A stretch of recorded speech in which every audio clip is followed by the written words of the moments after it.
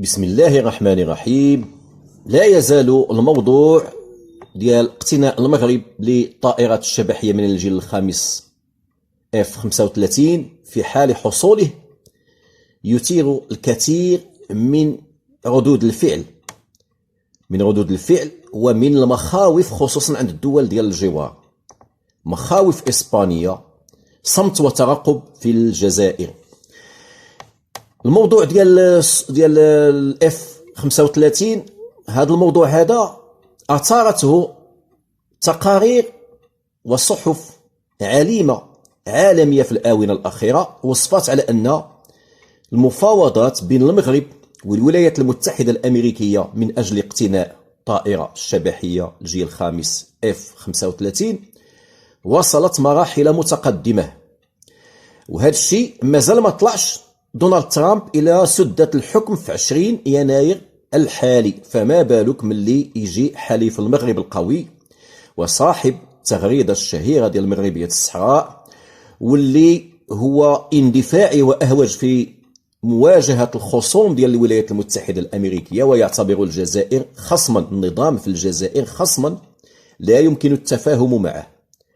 ولا زال لم يهضم بعد الاستهزاء ديال الجزائريين في أواخر 2020، وهو يغادر البيت الأبيض من اللي عطى ديك التدوينة ديال مغربية الصحراء كيفاش ضحكوا قمة وقاعدة في الجزائر. هذا رئيس صافي نتسالت الولاية ديالو، هاد الهضرة صفر على الشمال، هاد الشيء غير كلام ديال واحد يحتضر. لم يكونوا يتوقعون أنه غادي يرجع إلى فترة ثانية غير متتالية ديال الرئاسة في أمريكا. دازت ما بين الفترة الأولى والفترة الثانية هذيك ال5 سنين ديال العجوز الأخرق جو بايدن، اللي فرمل ولم يسر بنفس الحماس ديال ترامب في تنزيل المضامين ديال الشراكة الاستراتيجية الأمريكية المغربية 10 سنين 2020-2030، ولا في الحماس لهذه الصفقة ديال الاف 35 اللي المغرب كان طالقها من 2021 من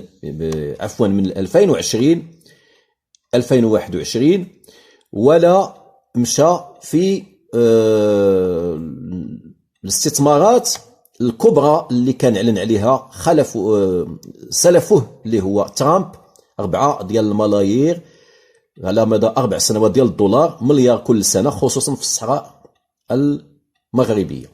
كان جو بايدن يماطل يفرمل، وجات عدة أصوات من داخل الكونغرس الأمريكي خصوصا الديمقراطيين تحث بايدن على عدم إضاعة هذا الحليف الاستراتيجي اللي هو المغرب، وعدم تركه يلتجئ إلى مورد آخر ديال السلاح.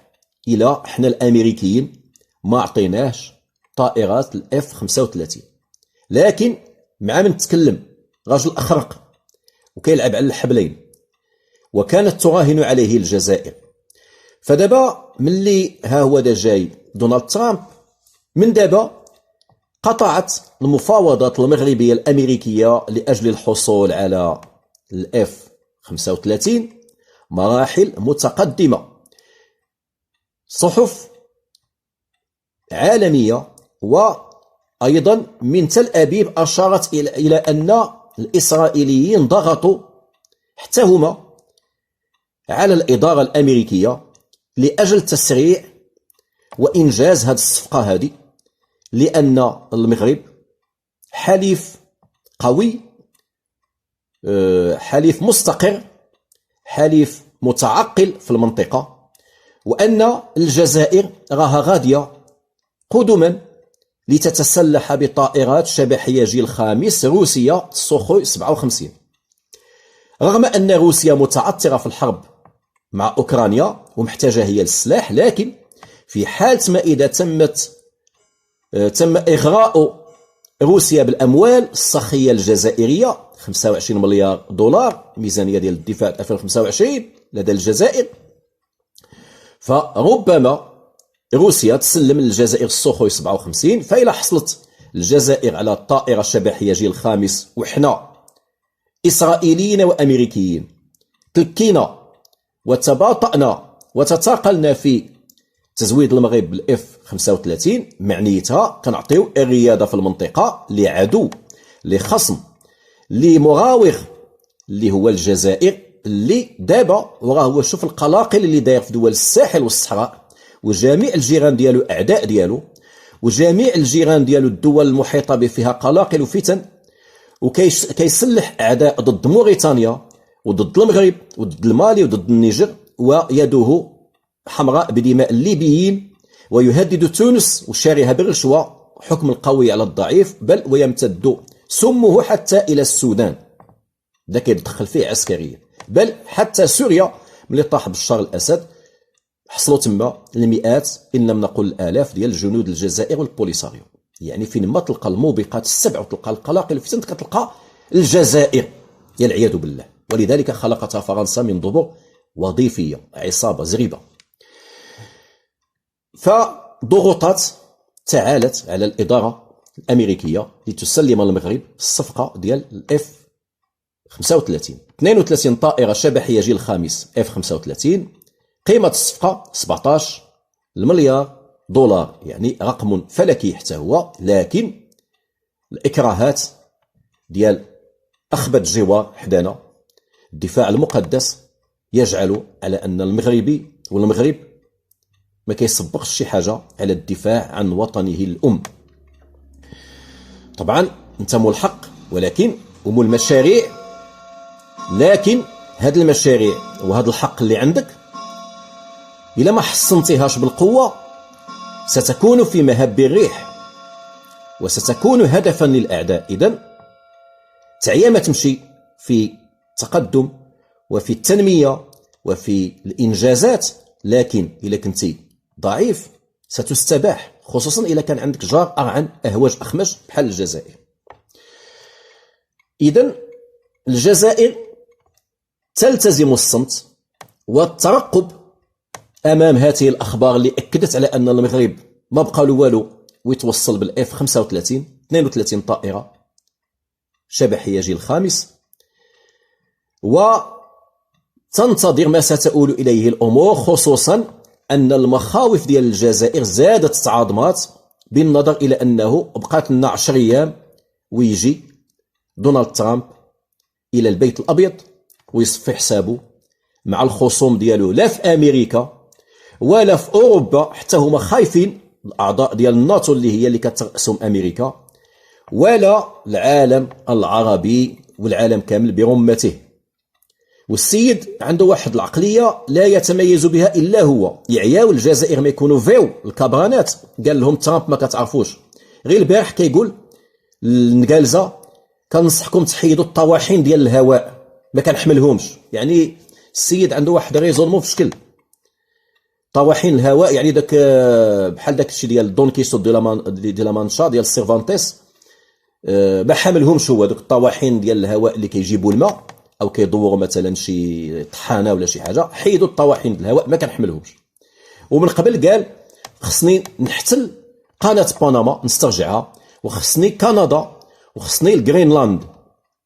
وقبلها وإبانها قال السعوديه خص الارباح ديال شعيره الحج ما تبقاش غير السعوديه بوحدها، بل خصها العالم كله، بما فيه احنا الامريكيين ندخلوا ليها، لانه كل شيء كيعبد الله. وايام الجائحه ديال كورونا ملي كان هو رئيس داك الساعه نصح الاطباء، قال لهم الا كان لانكول كيقتل الكوفيد 19 فعلاش ما ترشوهش ما تدقوش في الدم مباشره ديال الانسان وهنيونا. المهم تعددت القفشات ديالو، لدرجه على انه مشى حتى داك امين خليف، داك الرياضي المتحول الجنسي ديال الجزائر الملاكم اللي كان كيدير راسو مرا باش كيصرع النساء مساكن في الملاكمات، حتى احيط به وعاقوا به وداروا لقاو هرمون الذكوره وقصاوه وحيدوا ليه راه مخصي وحيدوا ليه الالقاب. ربط واحد النهار دار به في الحمله الدعائيه ديالو ضد كامالا هاريس الملونة جبد أمين خليف ديال الجزائر في معرض الدفاع على حقوق النساء والتشهير بالملونة. هذا هو دونالد ترامب. إلا كنتم مسطين الجزائريين أنا هو بط تسطيان لهيه، والسيد كيهتم بصغائر الأمور، أحيانا كيخلي حاجة كبيرة ويمشي للصغيرة. راجل من هذه العقلية هذه ما غاديش يحقد على الجزائر على السخرية ديالها من التدوينة عليه ديال مغربيات الصحراء. أحراك إلى عاد زادت الجزائر في الغي ديالها بإشعال المنطقة واستفزاز المغرب وموريتانيا والنيجر والمالي والسودان وليبيا والعفسة على تونس. وراه كيشوف دابا أيضا الأيادي السوداء ديال الجزائر في سوريا اللي عاد طاحت. عنده حساب مع الجزائر، خصوصا على أن الجزائر دابا عضوة غير دائمة في مجلس الأمن، والجزائر من الخوف ديالها من دونالد ترامب في جدول الأعمال ديال مجلس الأمن اللي كترأسو في هذا يناير ما حطاتش، وهي مسألة عجيبة وغريبة ونادرة في تاريخ الجزائر القصير اللي كيبدا من عام 62 من ضبور فرنسا. لأول مرة الجزائر كان ممكن وكان كل شيء كيتوقع أنها تحت الملف ديال الصحراء الغربية ما بين قوسين على جدول الأعمال ديال مجلس الأمن. في هذا يناير مادامت هي رئيسة مجلس الأمن فلم تضعه، ما حطتش الملف ديال الصحراء الغربية، فيا عجبا اللي هي كتنفس بهذا الملف وبالكره المغرب. علاش ما حطاتوش الجزائر؟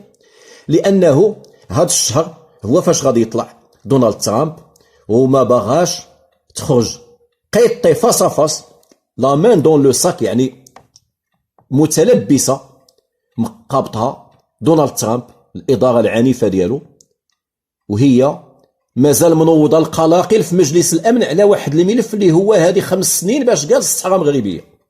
فمن الرعادة ديال الجزائر حتى تحط في جدول الأعمال اللازمة ديالها ما حطاتهاش، فما بالك بالقادم الأدهى والأمر.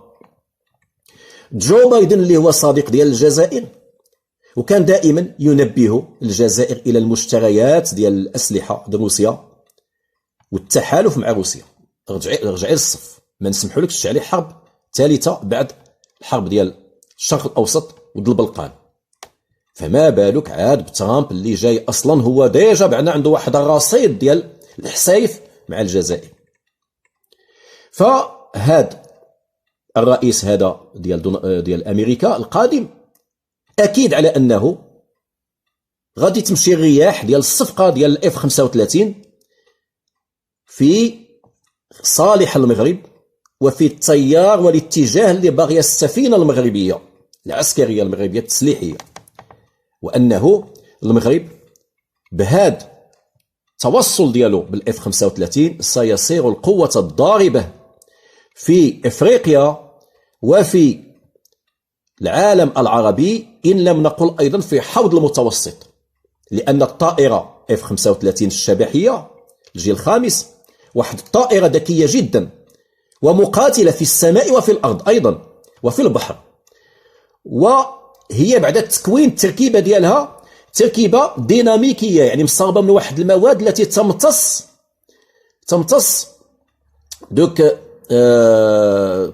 الرادار، تتبع ديال الرادار، كتدلع الرادار، تتخفى عن المراقبة بالرادار بفضل المواد باش مصاوبة، هي شبحية.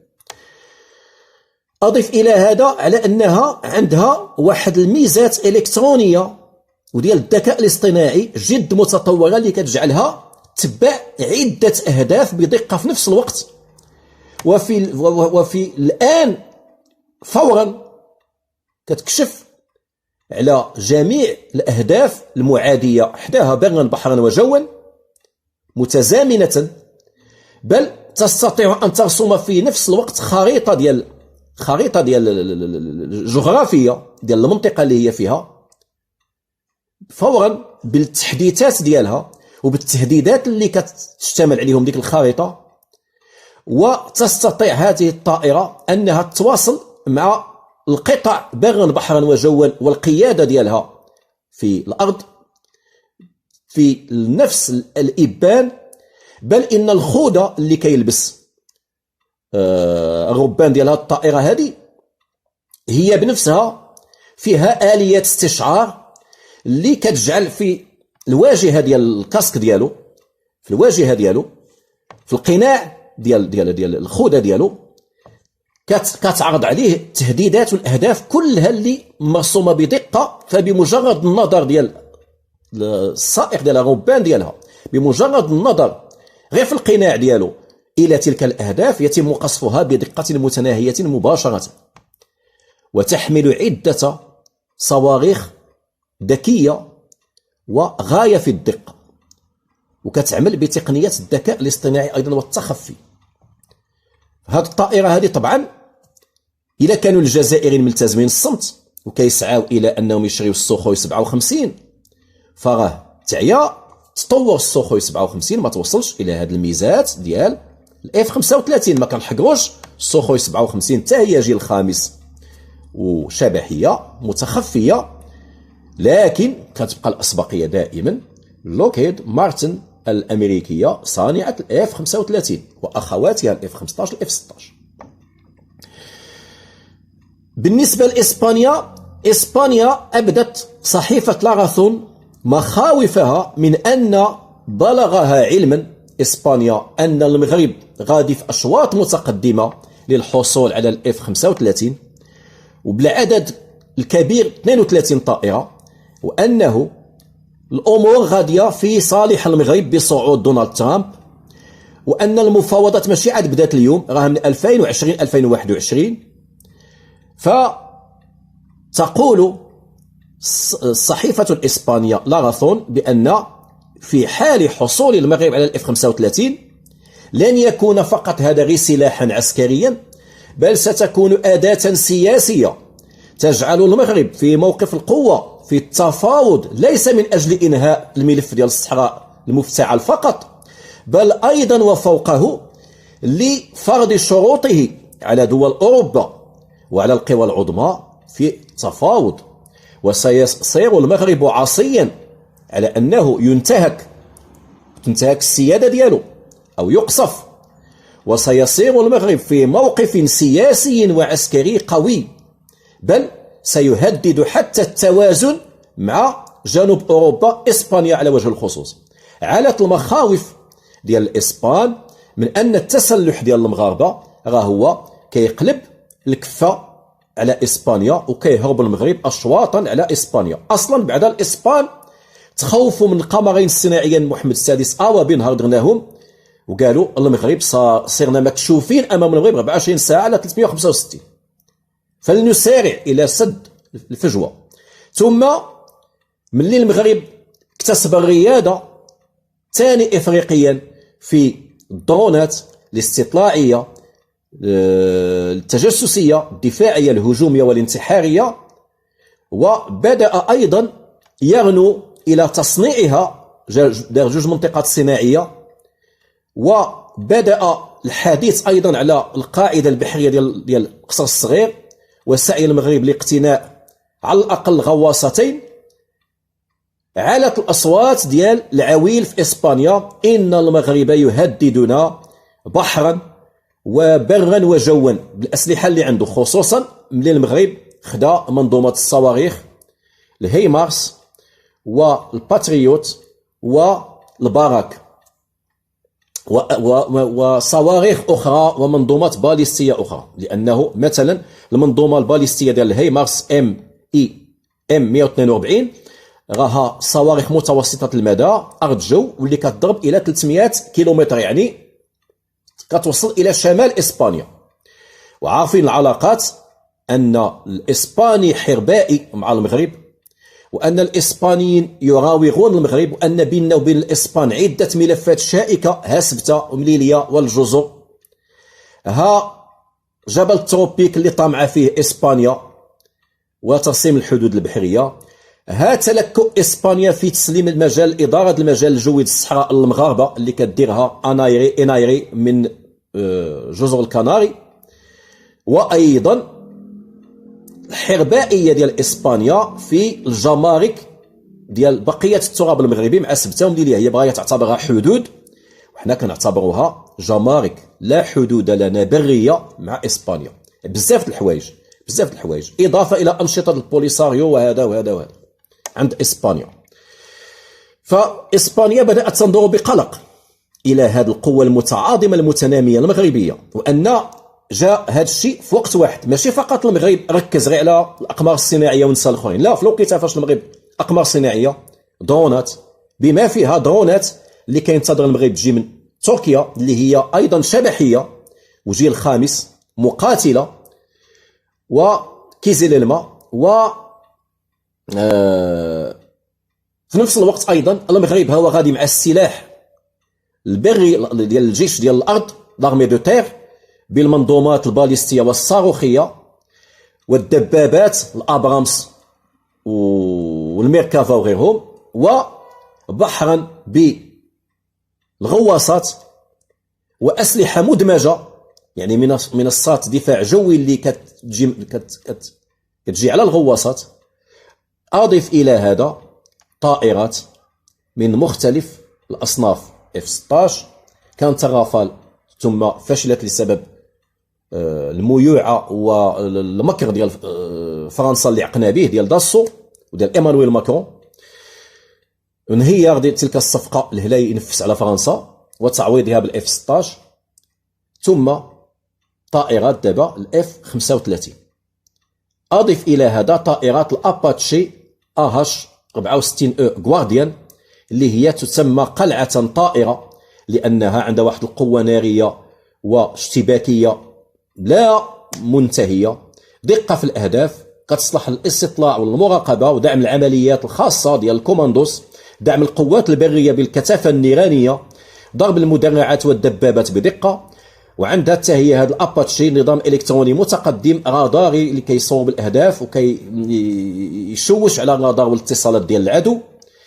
وعندها مدافع 15 صاروخ مثلا هيل فاي، 76 صاروخ هيدرا، 4 ديال الصواريخ ديال ستينجر، صواريخ دقيقه التوجيه بحال مافريك، اضافه الى المدفع 30 ملم ام 230. فهذه غير القلعه الطائره الاباتشي غوارديان اهاش 64 فما بالك ملي تزاد لها الشبحيه الخامسه الجيل الخامس اف 35 32 وحده، اضافه الى بقيه الدرونات وبقيه الاسلحه.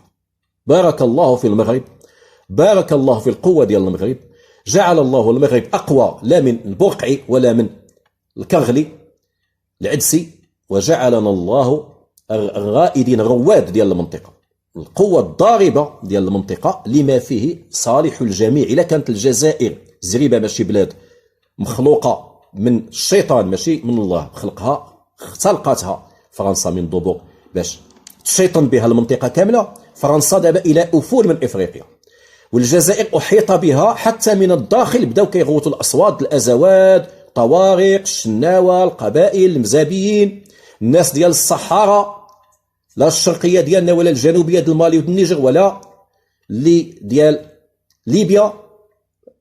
ف الجزائر الى زوال ان شاء الله، وبدا كاع الشعب ديالها ان كان هنالك شعب مانيش راضي ما عجبو حتى شي حاجه. اضف الى هذا دول الجوار، فإذا كانت فرنسا مختلقه لزعزعه المنطقه برمتها، فالمغرب خلق الله بحكمته وعراقته لطمأنينة واستتباب الأمن ورابح رابح مع جميع البلدان ديال الجوار وديال المنطقة وديال القارة وديال العالم، العالم كامل والعالم العربي والإسلامي بل العالم كله. المغرب دائما رابح رابح، شريطة الاحترام المتبادل، حل المشاكل بالطرق السلمية وعدم التدخل في الشؤون الخاصة ديالي أنا المغرب باش ما ندخلش حتى أنا فيك. ومهما بلغ السلاح في يد المغاربة من خطورة ومن ميراث ومن تقدم ومن فتك، ما كيستخدموش المغرب في العدوان. المغرب ماشي تل ابيب، والمغرب خصوصا ماشي الكبرانات العقيمين الديناصورات ديال 62. فبالتوفيق لك يا مغرب الحكمه.